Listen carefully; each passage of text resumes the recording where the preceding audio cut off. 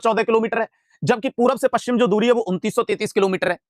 लेकिन जब अक्षांशीय विस्तार देखते हैं तो अक्षांशीय विस्तार देशांतरीय विस्तार से कम आता है और देशांतरीय विस्तार ज्यादा आता है, और दूरी जब देखते हैं तो अक्षांशीय दूरी ज्यादा आती है, देशांतरीय दूरी कम आती है। इसके पीछे रीजन क्या है, तो ये नेक्स्ट स्टेप के अंतर्गत अपन समझते हैं। पहले ये बताइए, कंफ्यूज समझ में आ गया? 29 डिग्री 18 मिनट है, तो इसका मतलब इसकी चौड़ाई ज्यादा होनी चाहिए थी, लेकिन इसकी चौड़ाई 2933 ही है। बिल्कुल ठीक कह रहे हैं सर। और अक्षांशीय विस्तार 29 डिग्री 2 मिनट है, तो इसकी मेरे भाइयों आपकी लंबाई कम होनी चाहिए थी, लेकिन इसकी लंबाई ज्यादा है। ये कैसे अंतर आया है, इसको नेक्स्ट पेज पे समझते हैं मेरे भाइयों। चलिए, तो सबसे पहले अगला पेज और निकालते हैं मेरे भाइयों, और यहाँ पे समझते हैं। आइए मेरे भाइयों, आपके पास जो अक्षांशीय विस्तार था, ओके सर, हमारे पास जो भारत का अक्षांशीय विस्तार था वो अपने पास था 29 डिग्री 2 मिनट। अक्षांशीय विस्तार हमारे पास था 29 डिग्री 2 मिनट। और हमारे पास जो भारत का देशांतरीय विस्तार आया मेरे भाइयों, जो देशांतरीय विस्तार आया था, ये कितना आया, तो ये आया 29 degree 18 minute. 29 degree 18 minute, okay. फिर अपन ने ये देखा कि ये जो अक्षांशीय विस्तार है, यहां पे भारत की जो धरातलीय दूरी थी, धरातलीय जो दूरी थी ये थी आपकी 3214 किलोमीटर। और मेरे भाइयों, ये जो धरातलीय दूरी थी, इसकी जो धरातलीय दूरी थी वो थी मेरे भाइयों आपकी 2933 किलोमीटर। सीधी सीधी सी बात यह है कि भाई साहब, ये धरातलीय दूरी अधिक है और ये धरातलीय दूरी क्या है, कम है। ये धरातलीय दूरी क्या है, कम है। इसका मतलब आपके भारत की उत्तर से दक्षिण दूरी अधिक है और पूरब से पश्चिम जो चौड़ाई है वो कम है। लेकिन अक्षांशीय और देशांतरीय विस्तार में देखेंगे तो देशांतरीय विस्तार अधिक है, किससे, अक्षांशीय विस्तार से। अब सर ऐसा क्यों है, उसके पीछे रीजन क्या है, तो बेटा वो बहुत अच्छे तरीके से अपन कवर करेंगे। जब आप अक्षांशीय विस्तार देखने के लिए जाते हैं तो बताइए, पृथ्वी पे इस प्रकार से आप अक्षांश रेखाएं बनाते हैं? बिल्कुल बनाते हैं सर। और पृथ्वी पे जब बेटा ऐसे अक्षांश रेखाएं बनाते हैं तो इनके जो मध्य की दूरी बताई गई है बेटा, इन अक्षांश रेखाओं के जो मध्य की दूरी है, ये मेरे भाइयों अक्षांश और दो अक्षांश के मध्य की जो दूरी बताई गई है, अक्षांश रेखाओं के मध्य की जो दूरी बताई गई है वो बेटा 111 किलोमीटर बताइए। तो अक्षांश रेखाओं के मध्य की जो दूरी है वो 111 किलोमीटर रहेगी। इसका मतलब अपन ने जो भारत बनाया था, अपन ने जो भारत बनाया था मेरे भाइयों, जी गुरुजी, अपन ने जो ये भारत बनाया था भाई साहब, अब भारत में से जितने भी अक्षांश निकलेंगे उन सब के बीच की जो दूरी है वो लगभग मानी गई है 111 किलोमीटर।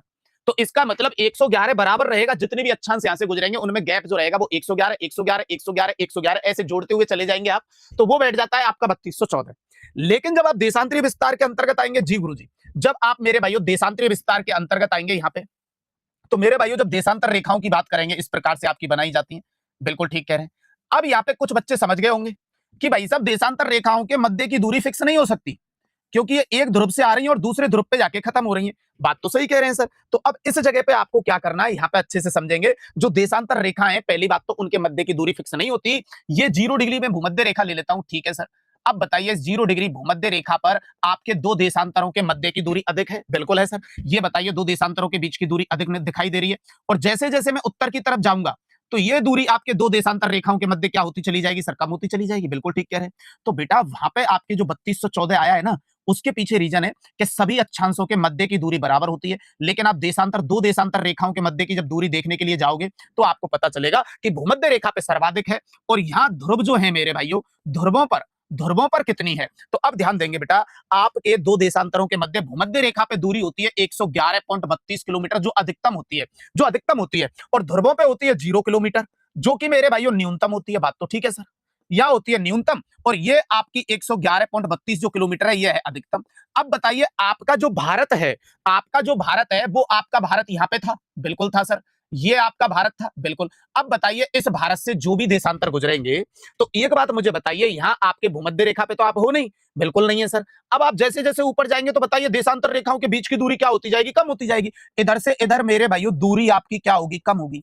इसलिए मेरे भाइयों, चाहे आपका देशांतरीय विस्तार भले अक्षांशीय विस्तार से अधिक आ रहा हो, लेकिन जो लेंथ है वो कम क्यों आई है, उसका मेन रीजन रहेगा कि भूमध्य रेखा से ध्रुवों की ओर जाने पर देशांतर रेखाओं के मध्य की दूरी क्या होती है, कम होती है। अब एक बार और क्लियर करता हूं, अक्षांशीय विस्तार हमारा कितना है, 29 डिग्री 2 मिनट, देशांतरीय विस्तार 29 डिग्री 18 मिनट, ज्यादा है।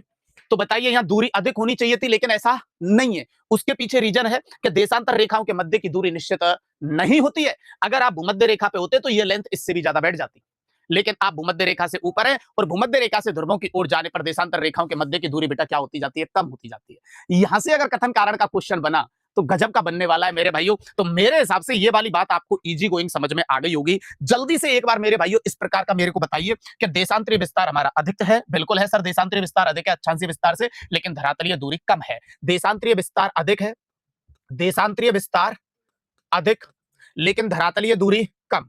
देशांतरीय विस्तार अधिक लेकिन धरातलीय दूरी कम।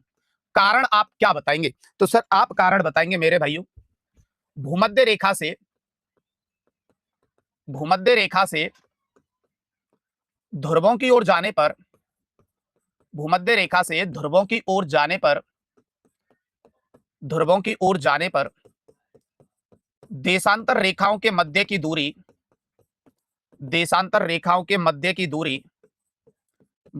दूरी मेरे भाइयों लगातार कम होती जाती है, लगातार कम होती जाती है। अब बताइए ये वाला क्वेश्चन अगर कथन कारण में आ जाए तो आप क्लियर कर लोगे क्या नहीं करोगे? कर लोगे ना बेटा? Very good. तो मेरे भाइयों ये सबसे पहले एक बार मेरे को कमेंट करके ये बता दो कि ये बात आपके समझ में आई कि नहीं आई। जल्दी से कमेंट कीजिए। बिल्कुल, राजस्थान ज्योग्राफी की क्लास मेरे भाइयों वो भी होगी, आप बेफिक्र रहिए उसके लिए भी। बिल्कुल, चलिए तो इसका मतलब ये जो अंतर निकल के आया है कि अक्षांशीय विस्तार कम है, देशांतरीय विस्तार ज्यादा है, लेकिन जब दूरी की बात करते हैं तो अक्षांशीय दूरी अधिक है, देशांतरीय कम है। तो देशांतरीय विस्तार अधिक होने पे देशांतरीय दूरी भी तो अधिक होनी चाहिए थी, ऐसा क्यों नहीं है सर? तो उसका रीजन ये लिखा हुआ कि भाई साहब आपके देशांतर रेखाओं के मध्य की दूरी फिक्स नहीं होती है, वो भूमध्य रेखा से ध्रुवों की ओर जाने पर लगातार क्या होती जाती है? कम होती जाती है। तो मेरे भाइयों मेरे हिसाब से ये बात समझ में आ गई होगी। तनु शर्मा बेटा बहुत बहुत धन्यवाद। ओके, अक्षांश समानांतर होते हैं भूमध्य रेखा से, बिल्कुल बेटा, लगभग वो भी समानांतर नहीं होते, उनमें थोड़ा सा उनमें भी अंतर आता है, लेकिन फिर भी हम फिक्स कर सकते हैं कि अक्षांश रेखाओं के मध्य का जो गैप होता है या दूरी होती है वो 111, जबकि देशांतर में ऐसा नहीं होता, अनिश्चित होती है। जो हाईएस्ट आपके भूमध्य रेखा पे दो के बीच में 111.32 और ध्रुवों पर 0 किलोमीटर होती है। डन है?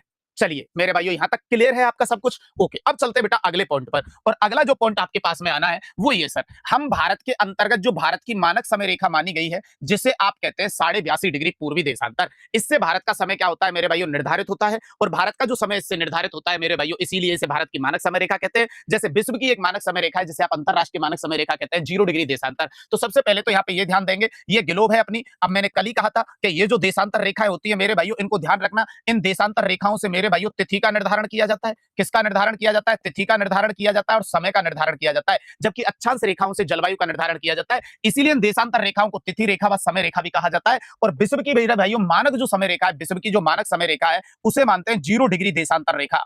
0 डिग्री देशांतर रेखा, इसको मेरे भाइयों ग्रीनविच रेखा भी कहते हैं। ये विश्व की मानक समय रेखा है, इसे ग्रीनविच रेखा भी कहा जाता है, इसे ISTL भी कहा जाता है, इंटरनेशनल स्टैंडर्ड टाइमलाइन भी कहा जाता है, मतलब अंतरराष्ट्रीय मानक समय रेखा। इसी प्रकार हर देश की एक मानक समय रेखा होती है। तो अपना जो भारत है मेरे भाइयों, वो आपका ये रहा अपना भारत। बिल्कुल ठीक कह रहे हैं सर, हम पूर्वी गोलार्ध में थे। तो भारत की जो मानक समय रेखा मानी गई है वो ध्यान रखेंगे आप, 82.5 डिग्री पीछे की तरफ क्या लगेगा? पूर्वी देशांतर, क्योंकि हम पूर्वी गोलार्ध में। तो भारत की जो मानक समय रेखा है उसके बारे में भी आपको ध्यान रखना है कि भारत की जो मानक समय रेखा है वो 82.5 डिग्री पूर्वी देशांतर है।